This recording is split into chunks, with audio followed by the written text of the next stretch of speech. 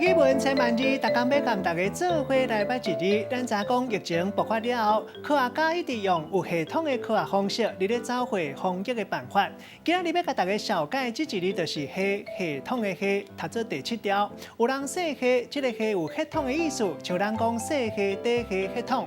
另外，即马大学分的学术科别，咱嘛讲系，像讲医学系、数学系、台文系、运动系。另外，还有科系系数，含固定特殊或者是关系整体组织，咱嘛讲系，像讲派系、体系，带大家做伙来小解两个词。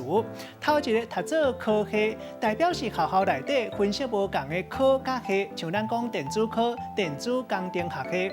第二个词读做系统，代表是同款的物件，依照相关的关系来组织。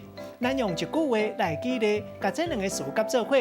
譬如讲，现代补习班种类百款，米奇也有，有专门替考试学生加强功课，有系统整理考试的学科，含分数到倒一个坎站会当考到什么款科系，拢替人整理甲好势好势。